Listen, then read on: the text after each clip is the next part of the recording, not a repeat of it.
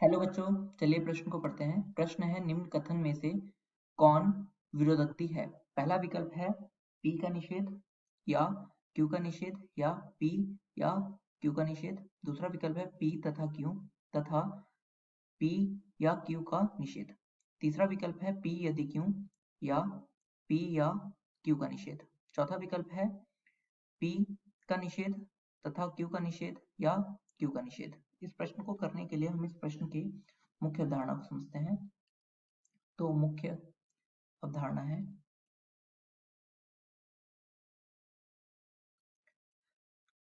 कोई कथन P और तथा Q है तो वह जो है वह F मतलब असत्य होता है। यहाँ पे हम F को असत्य के लिए इस्तेमाल करेंगे तथा T को सत्य के लिए इस्तेमाल करेंगे। तो यह असत्य होगा जब P या F में P या Q में कोई एक क्या हो, असत्य हो। दोनों असत्य होंगे तो भी यह सत्य आता है, और सत्य होने के लिए दोनों को एक साथ सत्य होना पड़ता है। P या Q के केस में यह सत्य होगा जब P या Q जो है वह दोनों में से कोई एक क्या हो, सत्य हो। दोनों सत्य होंगे तो भी सत्य रहेगा। मतलब असत्य होने के लिए इस केस में दोनों को एक साथ असत्य होना होता है। तथा P इम्प्लाइज Q में क्या होता है कि यह असत्य होता है सिर्फ तभी जब जो है P जो है वह तो सत्य हो तथा Q जो है वह असत्य हो। सिर्फ तभी क्या होता है, तभी यह होता है, यह जो है असत्य होता है, वरना अन्यथा यह हर बार सत्य ही रहता है। इस प्रश्न को करने के लिए हम इस प्रश्न की सत्यता सारणी बना लेते हैं। तो इस प्रश्न की सत्यता सारणी है, तो यहाँ पर इसको बना लेते हैं। तो यहाँ पर पहले P, Q और P का निषेध, Q का निषेध, यह बना लेते हैं। तो P के जो संभावित मान हैं वह हो सकते हैं सत्य, सत्य, असत्य, असत्य तथा सत्य, असत्य, सत्य, असत्य। यह P, Q के संभावित मान हैं। P का जस्ट विपरीत हो जाएगा P का निषेध, जो कि हो जाएगा असत्य, असत्य, सत्य, सत्य तथा यहाँ पर हो जाएगा असत्य, सत्य, असत्य, सत्य। यह हो जाएगा।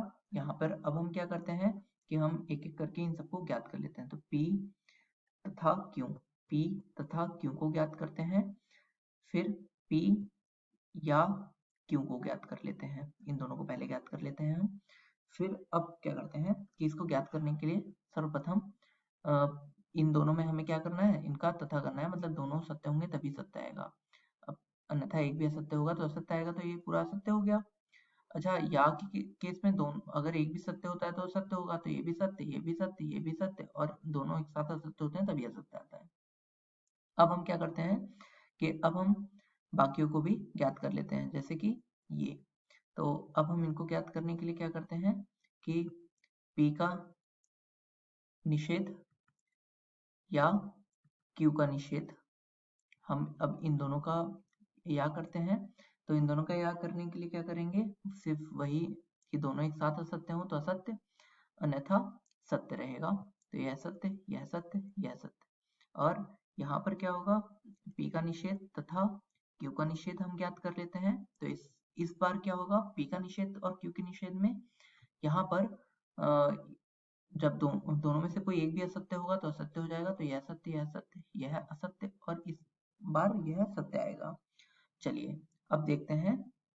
देखिए अब हम ज्ञात कर लेते हैं P, यहाँ पर P या मैं ये वाला पद ज्ञात करना चाह रहा हूँ। तो यहाँ पे पहले ये वाला पद ज्ञात कर लेते हैं, P या Q का निषेध। फिर मैं ये वाला पद ज्ञात कर लेता हूँ, Q P का निषेध तथा Q, यह पद मैंने ज्ञात कर लिया। फिर P इम्प्लाइज Q ज्ञात कर लेता हूँ, मतलब P यदि Q। तो सबसे पहले ये ज्ञात कर लेता हूँ। तो मुझे अब इसका तथा इसका हमें या लेना होगा।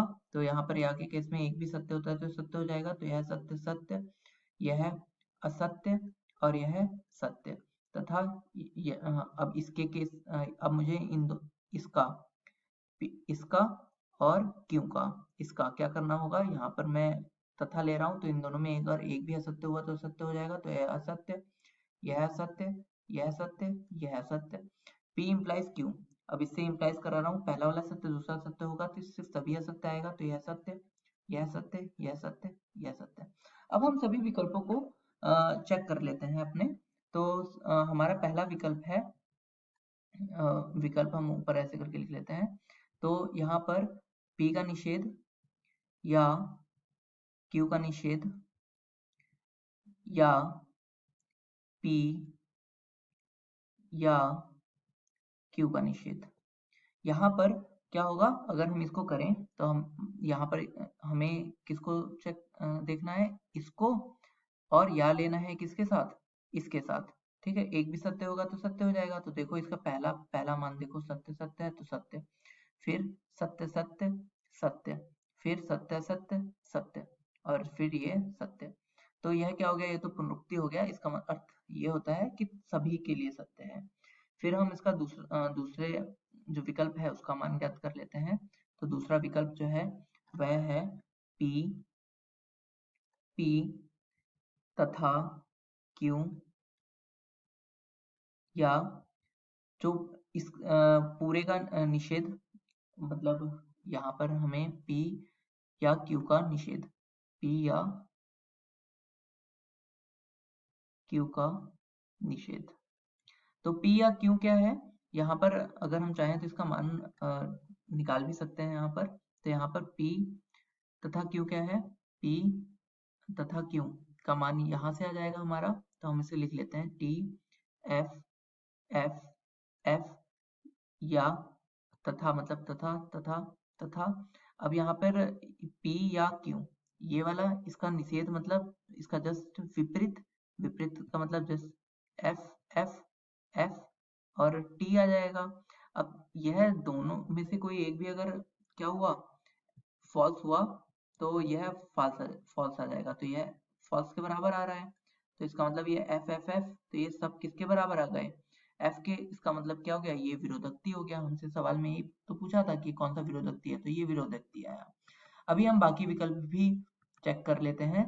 तो P इम्प्लाइज या यदि Q या P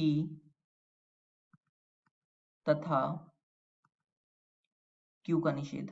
तो हम जानते हैं P तथा Q का निषेध ये है, यहाँ पे हमने निकाला था, कहाँ पे, ये रहा, नहीं अभी ज्ञात नहीं किया है हमने P तथा Q का निषेध।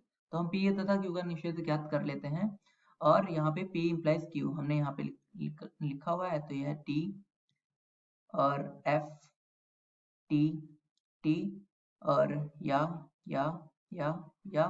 इसका हम P तथा Q का निषेध में ये ले लेते हैं P, मतलब ये वाला पार्ट मैं ये, और Q का निषेध में इसका मैं तथा कर लेता हूँ इन दोनों का। तो ये क्या हो जाएगा, तथा में एक भी फॉल्स होता है तो फॉल्स हो जाता है, तो पहला वाला फॉल्स, दूसरा वाला ट्रू हो जाएगा, मतलब सत्य, तीसरा वाला जो है वह असत्य, और यह भी असत्य हो जाएगा। तो इसका मतलब अब यह किसके बराबर आएगा, अब देखो यह तो सत्य के बराबर आ जाएगा, यह भी सत्य के बराबर आ जाएगा, यह भी सत्य के बराबर, यह भी सत्य के बराबर, तो ये भी पुनरुक्ति हो गया। अब हम अपने चौथे विकल्प को की जांच कर लेते हैं।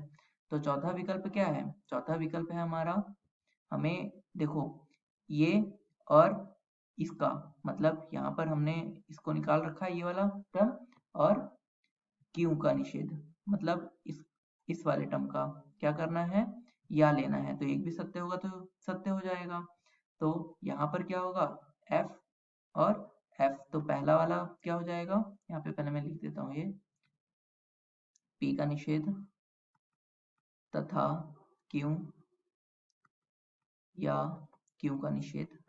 तो पहला वाला तो असत्य आ गया, फिर दूसरा वाला असत्य, और यहाँ पे सत्य है, तो यहाँ पे सत्य आ गया, और ये विरोधोक्ति तो हो नहीं सकता क्योंकि विरोधोक्ति के लिए सबके लिए असत्य होना होगा। तीसरे वाले में भी ये सत्य आ गया, और चौथे वाले में यह है असत्य और यह सत्य, तो इसका मतलब यह सत्य आ गया। तो इसका सही विकल्प कौन सा हो गया? विकल्प बी। तो इसका जो सही उत्तर है वह विकल्प बी है। आशा करता हूँ आपको प्रश्न समझ में आया होगा। धन्यवाद।